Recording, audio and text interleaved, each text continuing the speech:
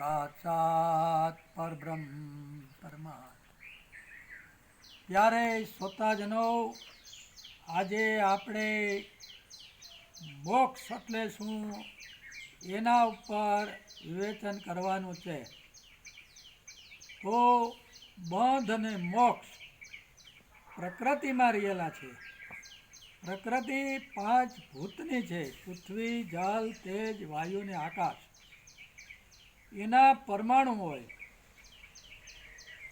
પરમાણુ પેલું આવે ત્રસરણુ, પછી થાય અણુ, ને પછી ત્રીજું પરમાણુ।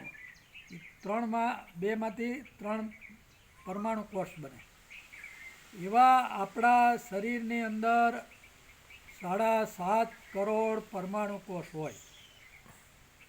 પછી જેવી તમારી દિનચર્યા એવું તમારું જીવન સતત બને। તમે સકામ કર્મમાં જોડાઈને રહ્યો તો તમારી અંદર સકામ કર્મના સંસ્કારની વૃદ્ધિ થાય।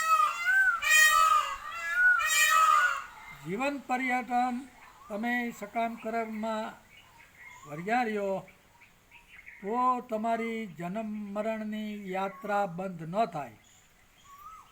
તો આપણા ઋષિઓએ 4 ભાગ પાડેલા છે આપણા જીવનના। 100 વર્ષની આયુષ્ય અને 4 ભાગ।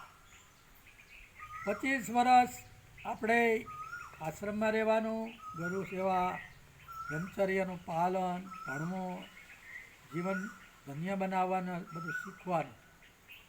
25 વર્ષ પછી ગ્રસ્તાશ્રમમાં પ્રવેશ કરી એક દીકરી કે દીકરો, એક બાળક સુંદર, એને 25 વર્ષ યા આગળના 50 વર્ષની ઉંમર સુધી 50 વર્ષની ઉંમર સુધી રહી ત્યારે તમારું બાળક એ 20 વર્ષની ઉંમરનું તો થઈ જ ગયું હોય, એ પરણી ગયું હોય। તમે થઈ ગયા હોય 50 વર્ષના, ને જો દ્રઢ સંકલ્પ કરી ને પાછા ફરી જાઓ તો તમારી પાસે પાછા વધ્યા 50 વર્ષ।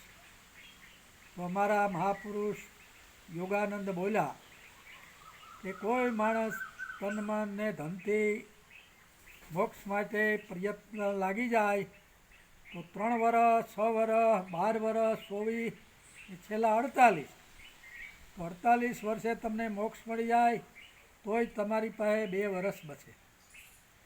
2 વર્ષમાં તમે તીર્થયાત્રા જીવન આ ધન્ય બનાવો, હરો કરો, તમે મોક્ષમાં પ્રવેશ મળી જાય।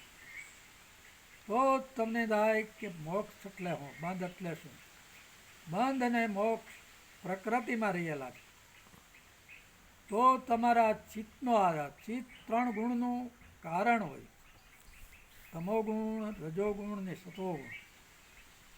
3 ગુણ ને 5 ભૂતની આ પ્રકૃતિના પરમાણુ કોષ, એ સંલગ્ન થઈ જવાથી તમોગુણ બહુ હોય તો તમારી અંદર નિંદ્રા, ભય, સંશય, પકડાવું, જગત પકડાવું, શરીરને અધ્યાસ, એવું રજોગુણ વધી જાય તો ભેરું કરવાની તમન્ના, કામના, અશાંતિ, એ બધા રજોગુણના ધર્મ છે।